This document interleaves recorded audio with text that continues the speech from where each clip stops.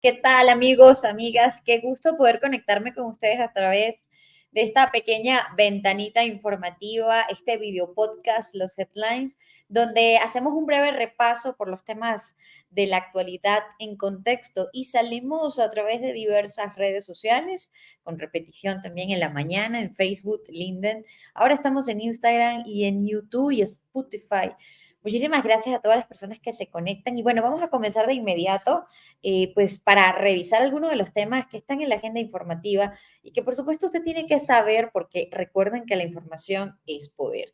Y bueno, justo como información que se ha dado en las últimas horas tiene que ver con unas declaraciones del presidente de Colombia, Gustavo Petro. Él se encuentra en México, no es el único, hay que decirlo. Varios mandatarios latinoamericanos o como ellos en grupos se hacen llamar, la izquierda progresista reunida. Así, de hecho, lo ha dejado ver el presidente Andrés Manuel López Obrador.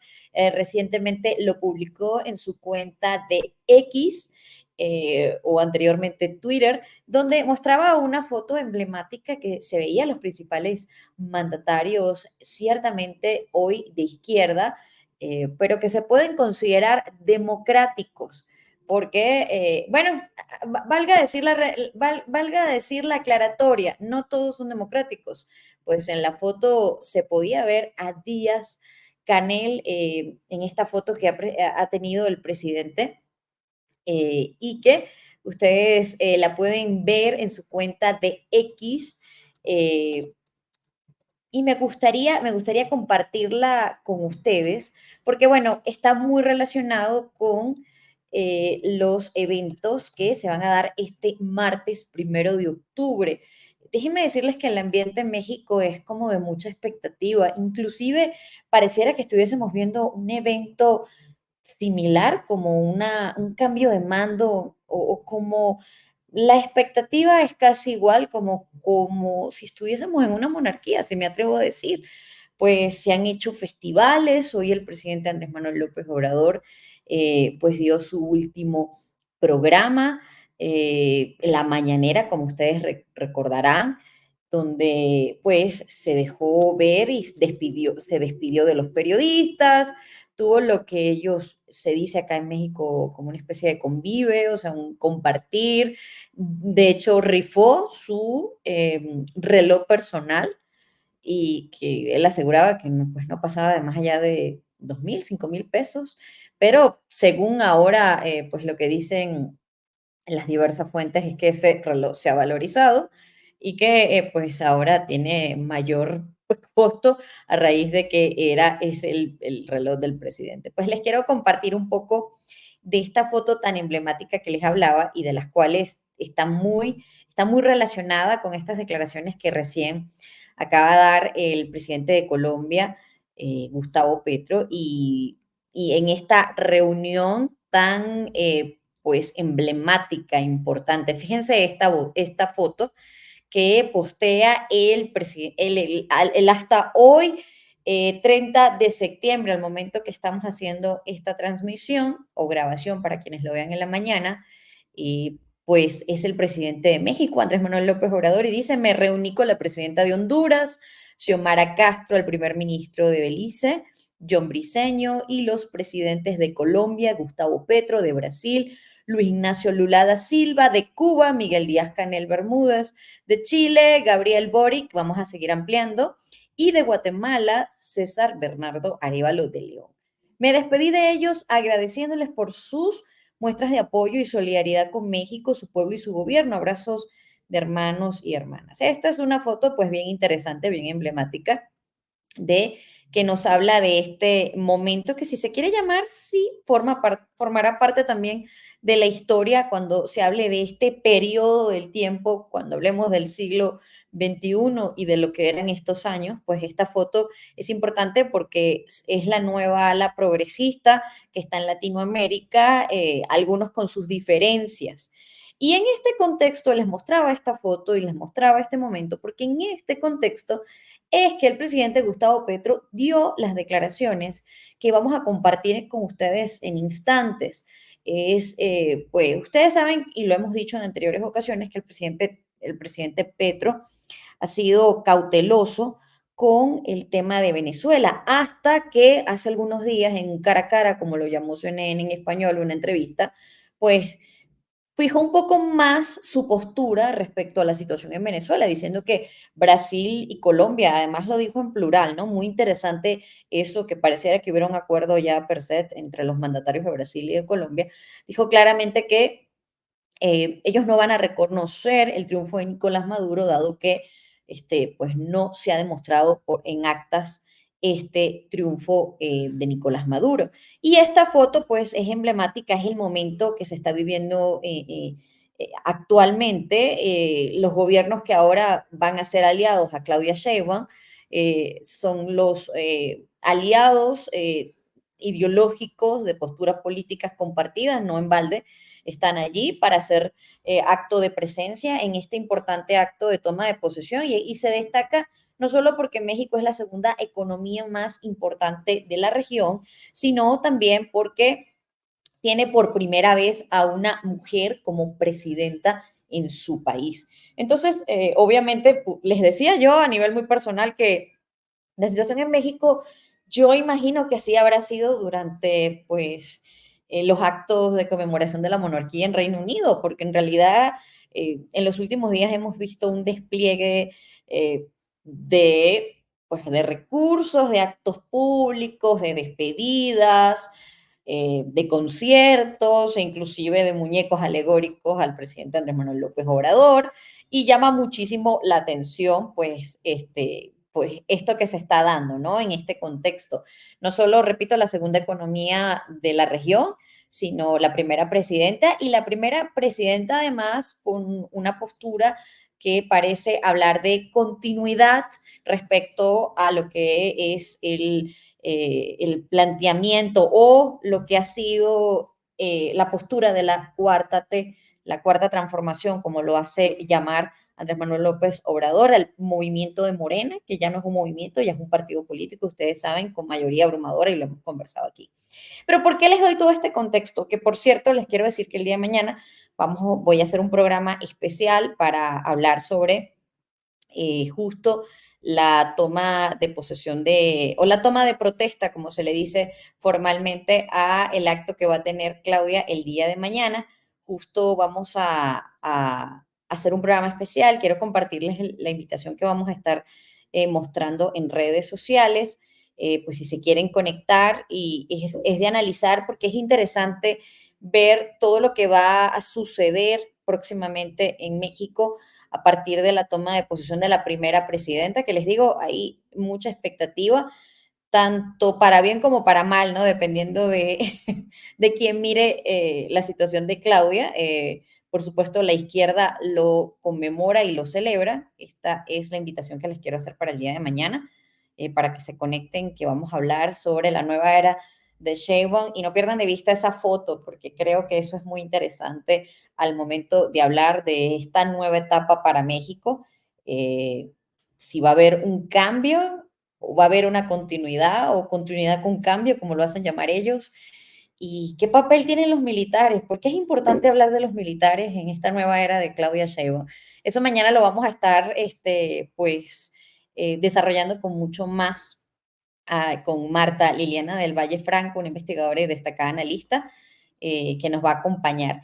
Pero bueno, les di todo este contexto y todo este abordaje al principio porque quería hablarles de estas declaraciones que dio el presidente Gustavo Petro. Estamos tratando de juntar el esfuerzo para darle una salida a Venezuela. Es que Gustavo Petro fue interrogado por periodistas justo en esta presentación que hacen. Ya vieron esta foto que compartió el presidente Andrés Manuel López Obrador, que la pueden encontrar en, sus cuentas, en su cuenta de X. Y pues fue abordado por periodistas sobre la situación en Venezuela. Es que es indudable que no se le pregunte.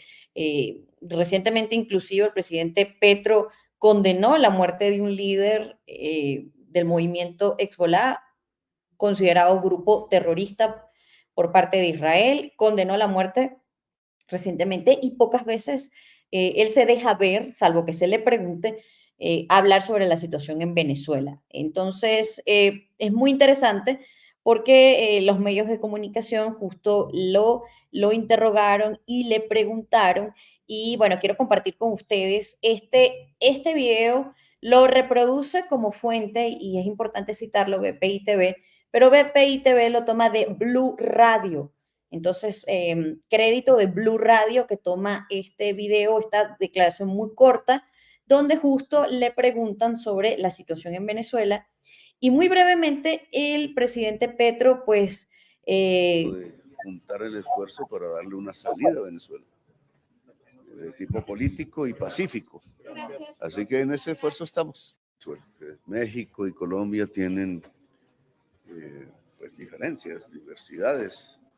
Estamos tratando de juntar el esfuerzo para darle una salida a Venezuela, de tipo político y pacífico. Así que en ese esfuerzo estamos. México y Colombia tienen pues crédito diferencias, de Blue diversidades. Radio y de Estamos BPI TV tratando de juntar el esfuerzo para darle una salida a recogen Venezuela, esta información de tipo político y a esta pacífico. pregunta que le Así que hacen en ese esfuerzo estamos. los México periodistas y Colombia al tienen presidente Gustavo Petro. pues diferencias. Vamos a tratar de pulsar un poco el tema del audio que pues nos impedía un poco hablar claramente. Y ahí veían entonces esta postura.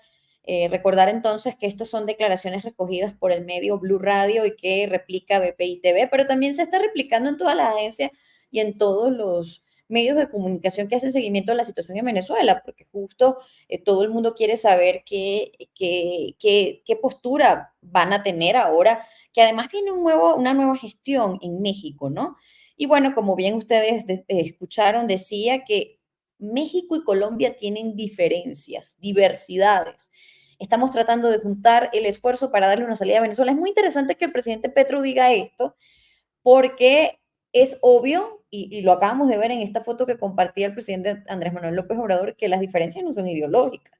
Por el contrario, hay un acercamiento, hay unas muy buenas relaciones y hay una postura ideológica compartida. Las diferencias que nos deja ver el presidente Gustavo Petro tiene que ver en el abordaje hacia la crisis de Venezuela, porque México, aunque no ha pues aceptado el triunfo de Nicolás Maduro abiertamente, sí ha dicho que no se va a meter en los asuntos internos de Venezuela. Y eso es muy interesante, ver esta postura por parte de México. Y lo que intenta decir Gustavo Petro es, bueno, de estas diferencias, la forma en la que se ha desarrollado esta crisis o cómo se ha abordado, y tratar de buscar, pues, como él bien lo dice, citamos, estamos tratando de juntar el esfuerzo para darle una salida a Venezuela. El abogado incluso por una salida pacífica,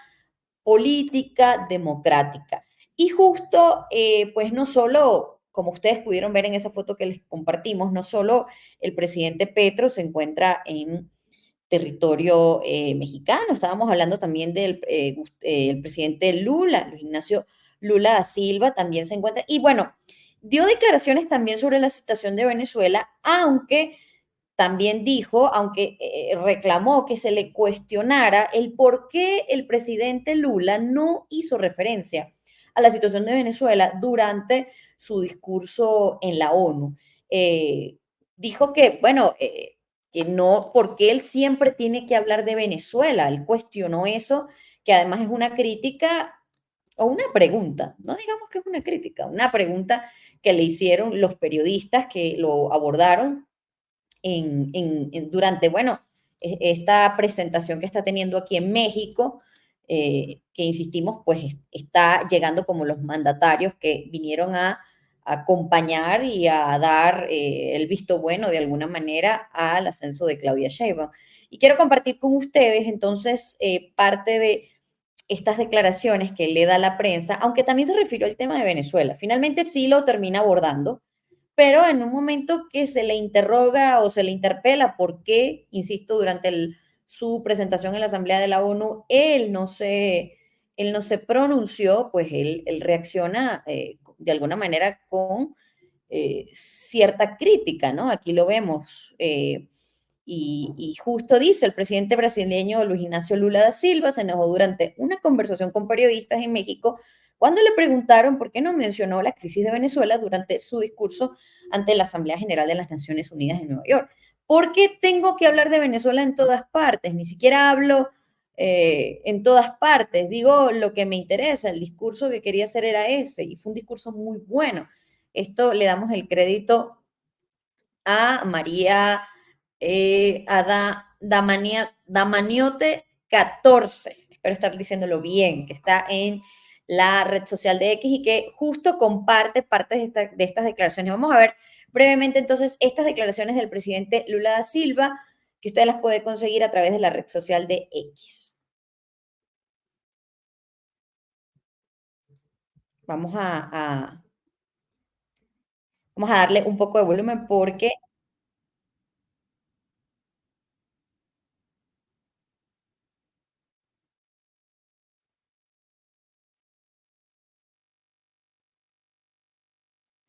vamos a ver un momento porque creo que tenemos un pequeño detalle con el audio, pero creo que nada que no se pueda corregir. Ela na ONU, presidente? Por que eu tenho que falar da Venezuela em todo lugar? O senhor fez Eu uma não falo, reunião eu não pra falo nem falar- da Janja em todo lugar. Por que eu vou falar da Venezuela? Eu falo o que me interessa falar. O discurso que eu queria fazer era aquele. E foi muito bom o discurso. Espero que você tenha gostado. Espero que você tenha gostado do discurso. No momento certo a gente vai discutindo. Bueno, no se Eu tenho necesita muito interesse saber muchos, que a muchos Venezuela volte à para entender normalidade brevemente lo democrática, que que él é um dice, país. ¿no? Sobre todo la semejanza en las palabras en español. Él dice que por qué tiene que hablar siempre de Venezuela, que estuvo muy bien su discurso en la ONU. Sin embargo, sí hay que destacar que, pues, durante su reunión con los medios de comunicación social aquí en México, pues sí aseguró que le interesa que se reanuden las conversaciones con Venezuela para que vuelva a la normalidad democrática. Esto, pues, obviamente tras la crisis que ha ocurrido postelectoral después del 28 de julio, que recordemos tiene que ver con la falta de reconocimiento de los resultados que le dieron la victoria a la oposición, aun cuando el gobierno de Nicolás Maduro diga lo contrario, pues el único actor político que hasta el momento ha demostrado las actas, y lo seguiremos repitiendo, es pues la oposición venezolana. Y por eso el presidente Lula, aunque dijo esto, que insisto, lo rescatamos de Twitter, sí dijo que es necesario que Venezuela pueda reanudar una conversación, pueda reanudar la normalidad democrática. Y esto, pues, obviamente, muy relacionado con lo que hablábamos al principio, con el presidente Petro, que lo veíamos decir, que, bueno, le interesaba buscar pues unos acuerdos, ¿no? Con México, hablando de las diferencias con México. Y precisamente el presidente Lula da Silva, aunque pues se molestó con esa declaración que ustedes están viendo y que ahí compartimos en pantalla, de por qué se le interroga que no en su discurso de la ONU no habló sobre la situación en Venezuela, pues Lula sí dijo que es necesario que se reanude una conversación para que vuelva a la normalidad democrática. Es que el tema de Venezuela sigue latente en la región, aun cuando hay otros temas de interés internacional que son muy importantes mencionar, pero el tema de Venezuela es uno de los que más está golpeando en este momento a Latinoamérica. Pero no podemos olvidar también lo que sucede en Cuba o lo que sucede en Nicaragua, que también pues, están sufriendo violaciones a los derechos humanos. Y siempre decimos en este espacio recordar las violaciones de los derechos humanos en Venezuela, principalmente y sin dejar de desmerecer a otras víctimas, pero principalmente a niños, niñas, adolescentes. Eso es algo que me verán repetir de manera continua en este espacio, porque además de las detenciones contra los sectores más vulnerables, es decir, con las personas que viven en contexto de discriminación, de pobreza y sobre todo mujeres, porque las mujeres son las más golpeadas.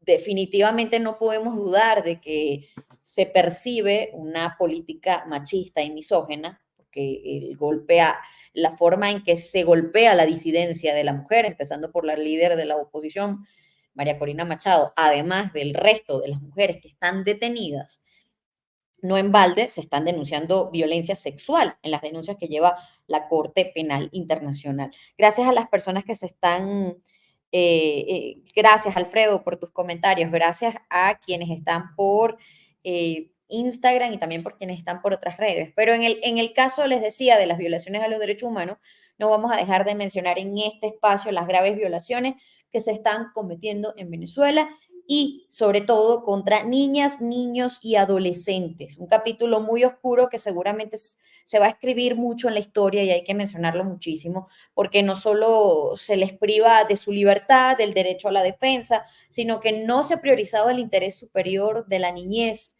no se ha respetado la Convención de los Derechos del Niño, un acuerdo que además está suscrito el Estado venezolano y cualquier otro Estado. Entonces creo que eso es importante decirlo. Sin embargo, el Ministerio Público de Nicolás Maduro se preocupa por otros temas.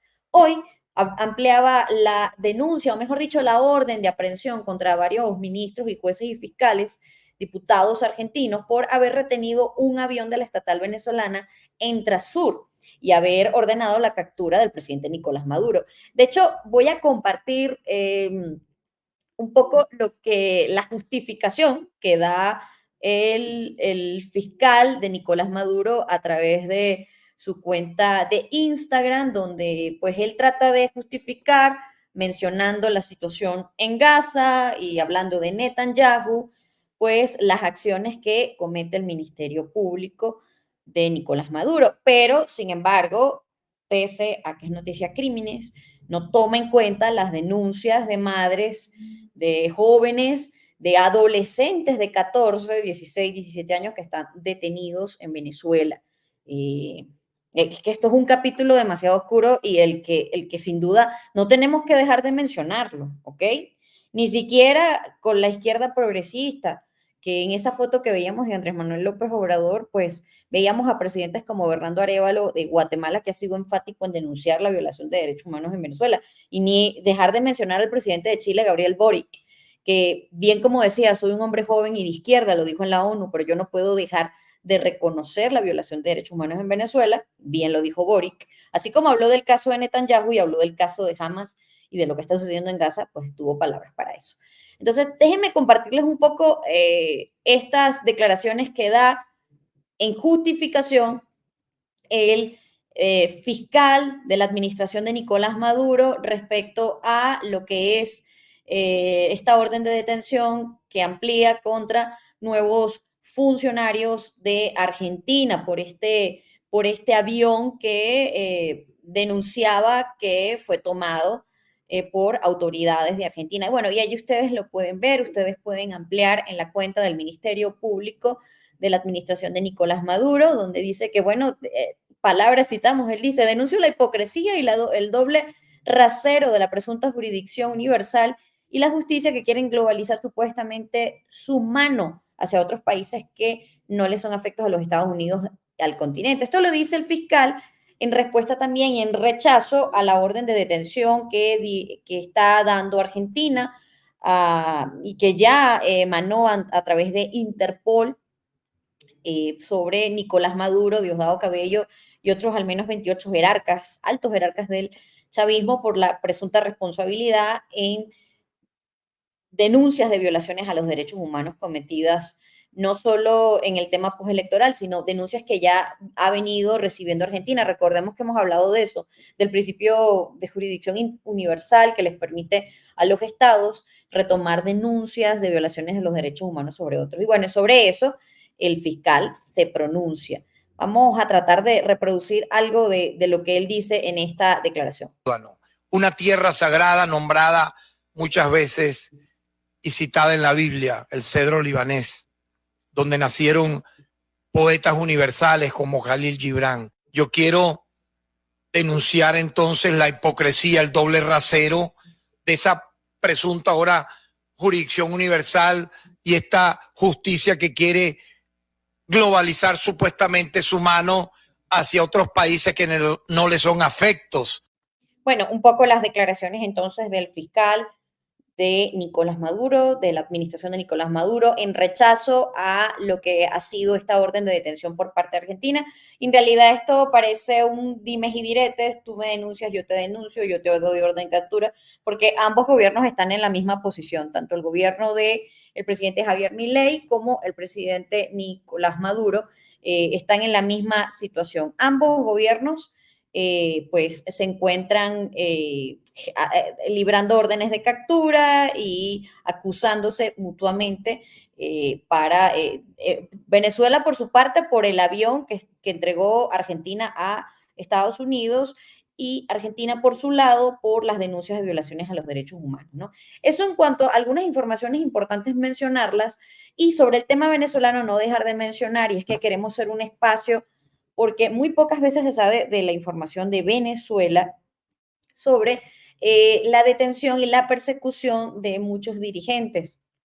Recordemos que, de acuerdo con las propias cifras oficiales, no las ha dicho el fiscal, pero sí las ha dicho el propio Nicolás Maduro, más de 2.000 personas fueron detenidas en el contexto postelectoral. Estas son cifras que dio el presidente Nicolás Maduro muy reciente, tras las elecciones del 28 de julio, y posteriormente el presidente advirtió que les iba a caer todo el peso de la ley. Recordemos que muchos detenidos son por cargos de terrorismo, cargos de traición a la patria, y llama muchísimo la atención, y esto lo quiero dejar como reflexión.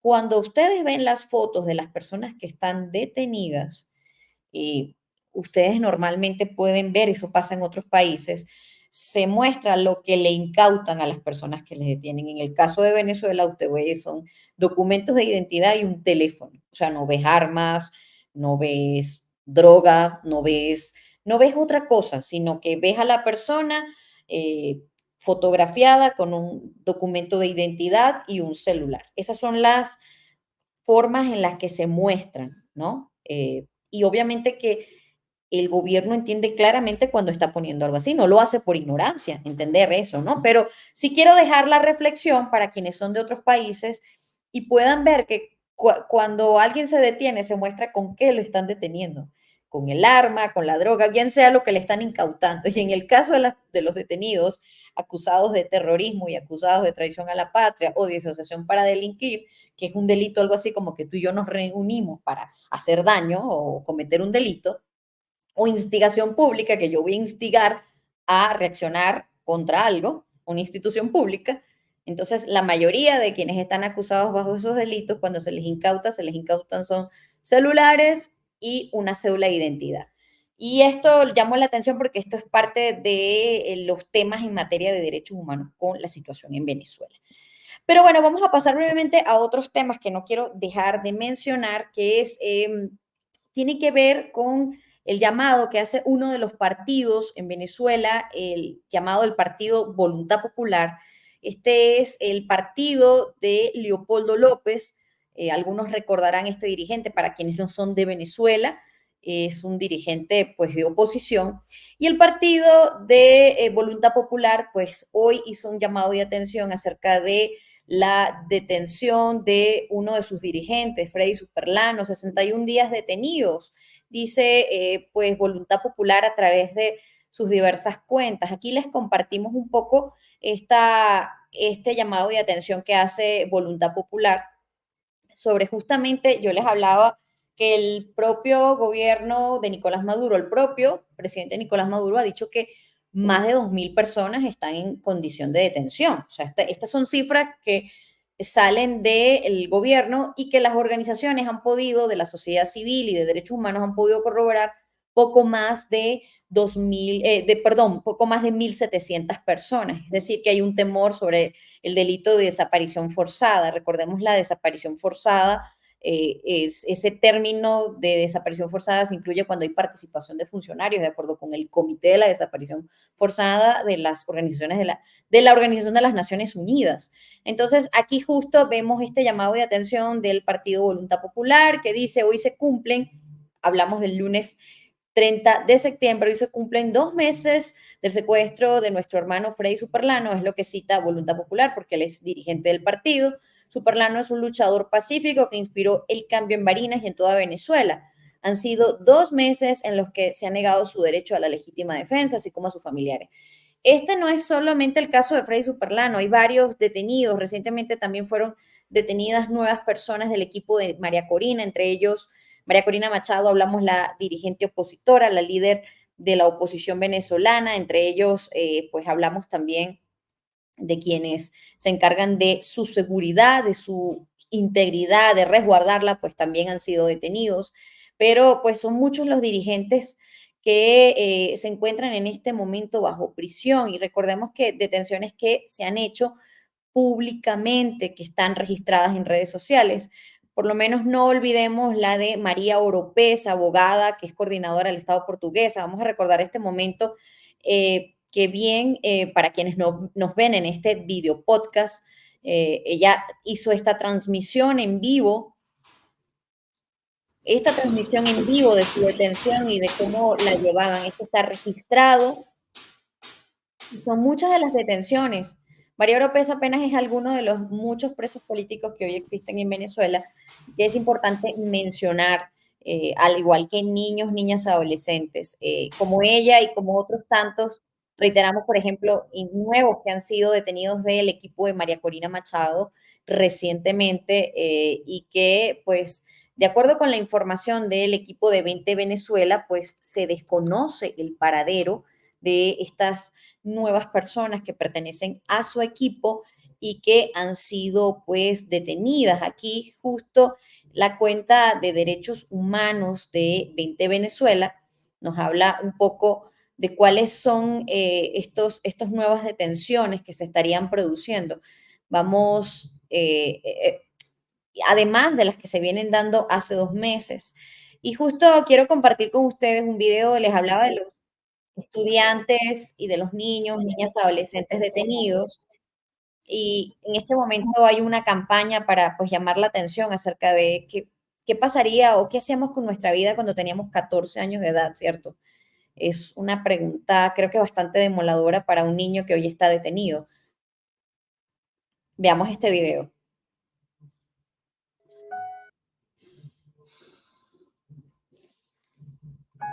¿Cuáles fueron tus sueños, alegrías y metas por cumplir?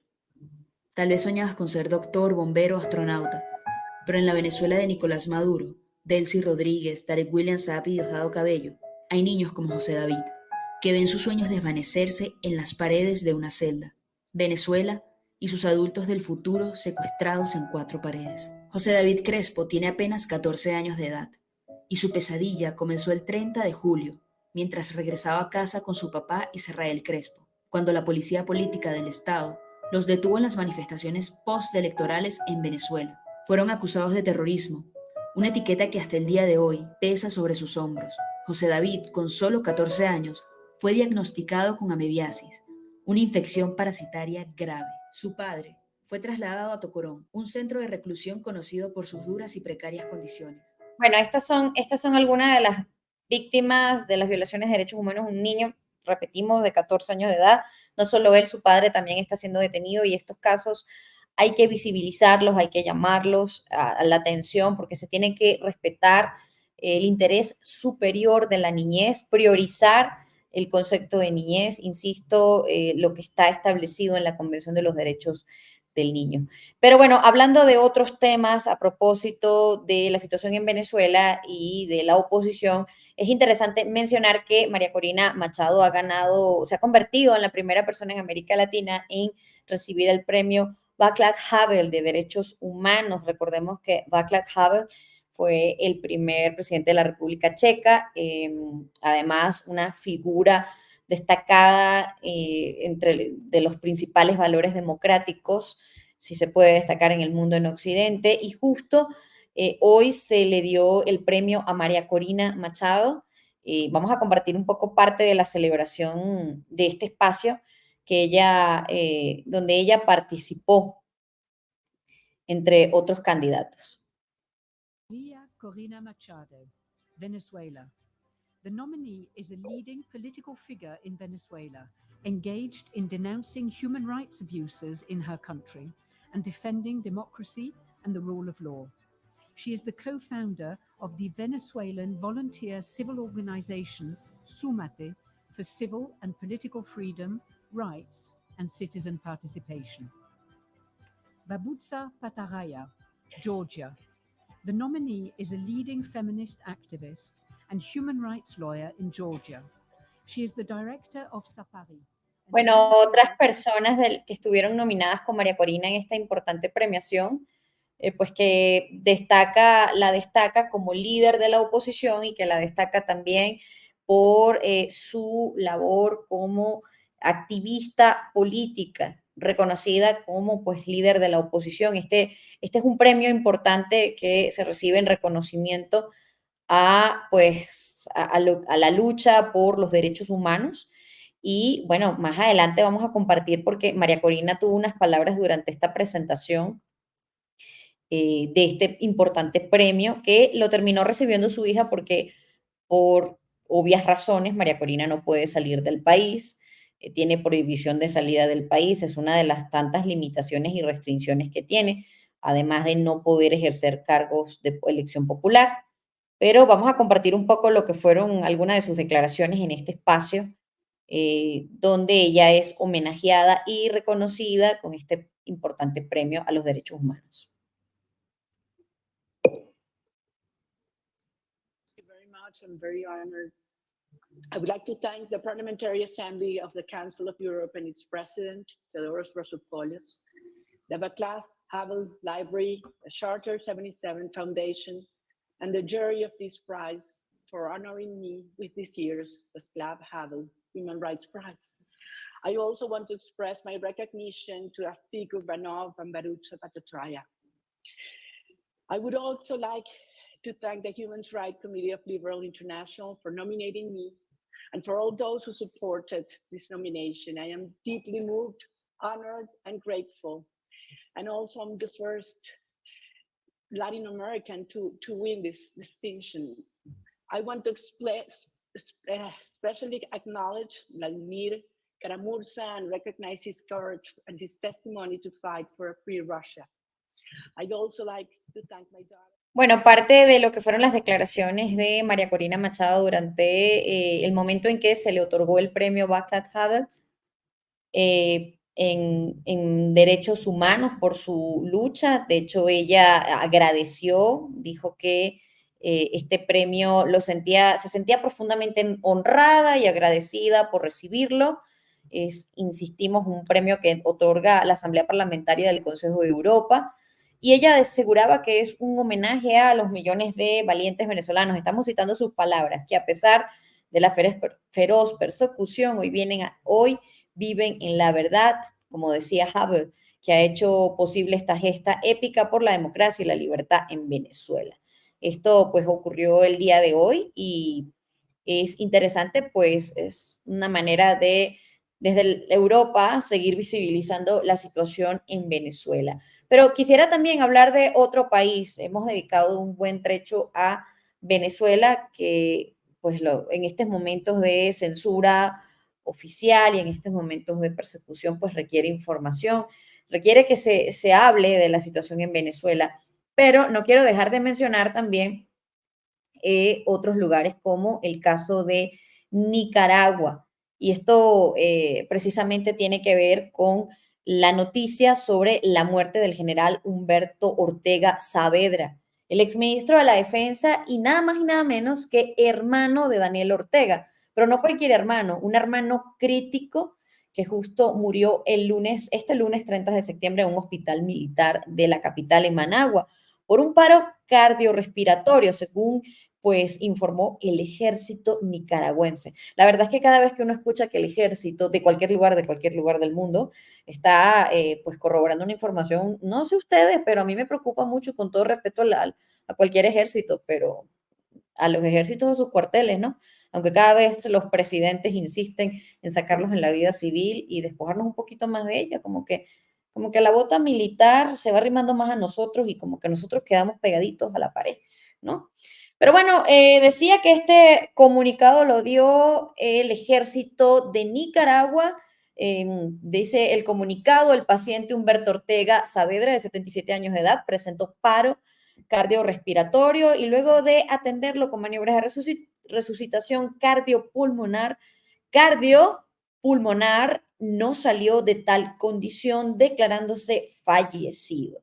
Esto pues es una noticia que sí genera impacto. Primero, porque permite una vez más visibilizar a una Nicaragua cuya comunidad internacional también mantiene en el olvido. Es importante mantener la mirada sobre Venezuela, pero sobre Nicaragua también, porque primero sucedió en Nicaragua. O seamos más justos, primero sucedió en Cuba y luego en Nicaragua. Y de hecho, mucho de lo que estamos viendo en Venezuela ya surgió en Nicaragua. Así que esto vuelve a poner en el mapa a Nicaragua y llama la atención porque el hermano Ortega había sido crítico. De hecho, la última vez que se supo de él fue alrededor del mes de mayo, específicamente el 28 de mayo, cuando Daniel Ortega en un acto público dijo que su hermano, aunque sin decir su nombre, pero todo el mundo sabía que era su nombre, sabía quién era, pues había cometido un acto de traición a la patria en 1992 cuando condecoró a un militar de Estados Unidos. Pero hay que decir que en aquel momento Ortega, es decir, Daniel Ortega, el actual dictador de Nicaragua, lo menciona luego de que su hermano había dado una entrevista a el medio Infobae, donde fue crítico con el gobierno de Daniel Ortega. Y posteriormente a eso, pues, el hermano de Daniel Ortega recibió custodia, se le despojó de sus teléfonos, de hecho, informó a los medios de comunicación que estaba siendo vigilado y que le habían quitado todos sus números de teléfono y lo pudo hacer apenas con un teléfono prestado, lo dijo en su momento el hermano, pues, del presidente Daniel Ortega, que bueno, hoy sí reconocían su labor, hoy sí hablaron bien sobre su gestión, pero este 28 de mayo de 2024, no hace mucho, pues sí lo vieron como un traidor a la patria. Tomando en cuenta, y miren las vueltas que da la vida, que bastante luchó junto a Daniel Ortega durante pues la revolución sandinista en contra del dictador Somoza. Así que pues es importante mencionar este hecho sobre Nicaragua, ponerla en el ojo público, porque en Nicaragua también hay presos políticos y en Nicaragua también hay una situación sistemática de violaciones a los derechos humanos que requiere toda nuestra atención y denuncia y que es importante mencionar. Ni en Venezuela, ni en Cuba, ni en Nicaragua hay que dejar de mencionar las violaciones a los derechos humanos porque tiene que llegar el día en que digamos nunca más una violación más a los derechos humanos. Sobre todo que parta alguna vez de quienes terminaron luchando contra esto, ¿no? Recordemos de muchos los que están en el poder fueron los que en su momento luchaban contra violaciones a los derechos humanos. Esa es la crítica. Creo que es lo más duro, ¿no? De saber. Porque bien les decía ahorita, si bien es cierto, los ejércitos no son realmente pues, mis personas favoritas, no tengo nada en contra de los ejércitos, creo que están muy bien en los cuarteles, creo que cumplen un poder institucional muy bien y está bien y quédense allá en los cuarteles, pero sí es importante mencionar que muchos de quienes hoy gobiernan bastante cuestionaron y criticaron lo que hacían otros gobiernos dictatoriales y verlos hoy hacer lo mismo realmente es una patada en el estómago, un golpe durísimo a la moral, ¿no? Pero bueno, hablando de otros temas, pues ya para cerrar, justo les hablaba de esto, de el fallecimiento del hermano de Daniel Ortega, y pues vamos ya, se me ha montado la hora, caramba, es que yo hablo demasiado. Pero no quiero dejar de mencionar dos hechos que en este momento pues sí tienen a la comunidad internacional en vilo. Si bien es cierto, la situación en Venezuela preocupa a la región, lo que sí está generando más miedo en este momento tiene que ver con la nueva incursión de Israel. Este nuevo frente, se están avivando los vientos de guerra. Oriente siempre ha sido un espacio bastante convulso, si lo pudiéramos decir de esa manera, pero ahora, de acuerdo con la propia información que ha dado el ejército israelí, Israel está anunciando el comienzo de una incursión terrestre en el sur del Líbano. Y esto pues preocupa porque sin duda, tras concluida la 79 Asamblea de la ONU que hablábamos en días pasados, que fue justo la semana pasada, se hizo mucho llamado de atención para que pudiera llamarse a un cese al fuego no solo en Gaza, no solo en Gaza, sino también en el Líbano. Ahora el conflicto pues se está extendiendo y fíjense que pues las propias fuerzas israelíes, les comentaba, habían dejado ver en su cuenta de X la incursión terrestre que están haciendo en este momento en en el sur del Líbano. Ellos lo están informando claramente. Aquí no hay nada que ocultar respecto a la posición de Israel. Ya lo había advertido, de hecho, Netanyahu en la 79 Asamblea durante su discurso. Y vamos a compartir lo que dice entonces, pues la cuenta del ejército de Israel justo. Dice, aquí vamos a ver en pantalla y se los estoy mostrando. Vamos a ampliarlo un poco más para que lo podamos ver. Vamos a ver aquí. Esperemos que X sea benevolente, porque realmente si Elon Musk, a veces creo que no lo digo de la mejor manera, pero si tuviese piedad, que por favor vuelva a que quite ese fondo negro, porque realmente es antilegible. Pero vamos a tratar de compartir el comunicado que hace el ejército de las fuerzas israelíes. Y aquí vemos justamente cuando ellos dicen, ¿no? Vamos a leer. De acuerdo con la decisión del escalón político, esto es su cuenta en español, hace unas horas las FDI comenzaron incursiones terrestres limitadas, localizadas y dirigidas contra objetivos e infraestructura terrorista de Hezbollah en el sur del Líbano, basadas en inteligencia precisa. Estos objetivos están ubicados en aldeas cercanas a la frontera y representan una amenaza inmediata para las comunidades israelíes en el norte de Israel.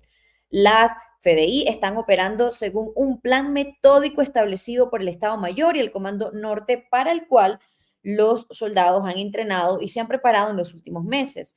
La Fuerza Aérea Israelí y la artillería de las FDI están apoyando a las fuerzas terrestres con alcances precisos sobre objetivos militares en la zona. Estas operaciones fueron aprobadas y llevadas a cabo de acuerdo a la decisión del escalón político. La operación Flechas del Norte continuará según la evaluación de la situación y en paralelo al combate en Gaza y en otros frentes. Las FDI continuarán operando para alcanzar los objetivos de la guerra y están haciendo todo lo necesario para defender a los ciudadanos de Israel y devolver a los ciudadanos del norte de Israel a sus hogares. Bueno, esto es claramente pues el ejército israelí informando sobre sus planes en esto que es lo que estamos viendo en este momento. A partir de este lunes 30 de septiembre comienza una incursión terrestre por parte del ejército israelí en el sur del Líbano, y pues lo que viene sin duda avivando los temores en la comunidad internacional, que esto pueda ser una escalada